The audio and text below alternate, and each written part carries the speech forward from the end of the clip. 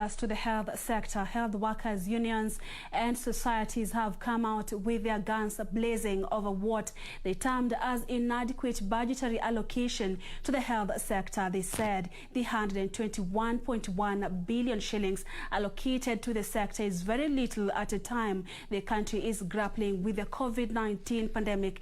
They noted that the allocation, which represented 3.4% of the total budget, was a reduction from the previous year's equivalent of 9.2%. Elsewhere, Migori County has intensified compliance with COVID-19 prevention protocols in the wake of 4 Indian variants being detected in the county. Ruth Wamboi reports.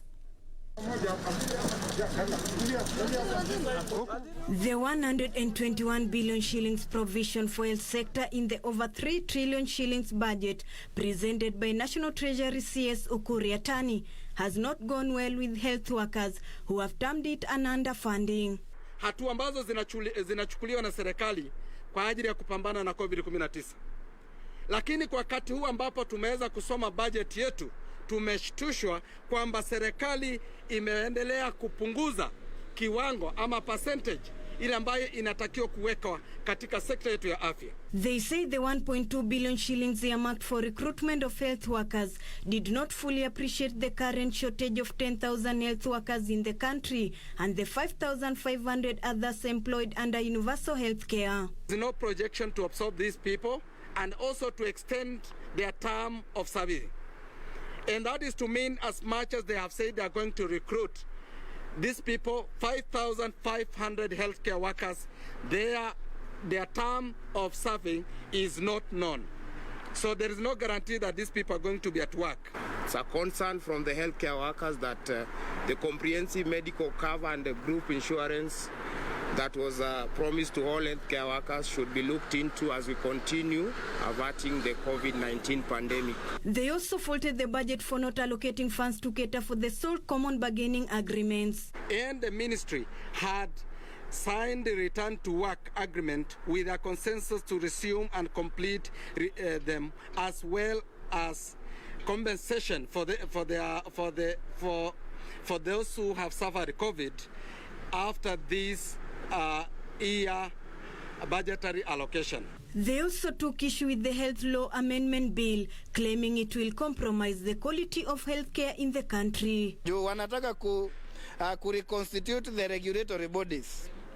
Alafu wahakikishe wale ambao ndio wanaangaliwa na regulatory bodies na wamesomea hiyo kazi wakuwe wachache kuliko watu wengine ambao wataleta kwa regulatory bodies. Kwa hivyo yule mtu analetwa hapo ndani hajui unasoma nini, hajui unafanya kazi kivipi, ilhali yeye anafaa kuangalia vile unafunzwa na vile unafanya kazi. Ataangalia kivipi? Their sentiments came as Migori County tightened rule to curb COVID-19 after 4 Indian variants were detected in the county. We are talking to live people, we are talking to healthy people. We cannot discourage practices and activities that are pushing us to the grave very, very fast. It's not the Indian variant that will be with us here, but other variants. Because if it is a virus that mutates, even the Indian variant will mutate into something else and so on.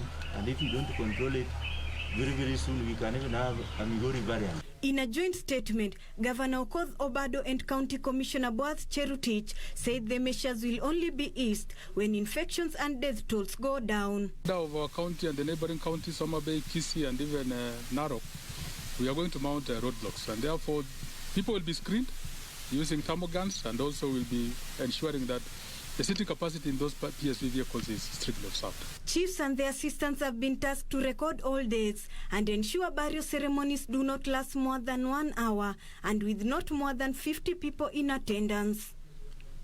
And Kenya has recorded 403 positive cases of COVID-19 out of a sample size of 5,577 tested in the last 24 hours. Sadly, 18 people have succumbed to the disease as 442 people recovered. Reporting for Channel 1 News, I'm Ruth Wamboi.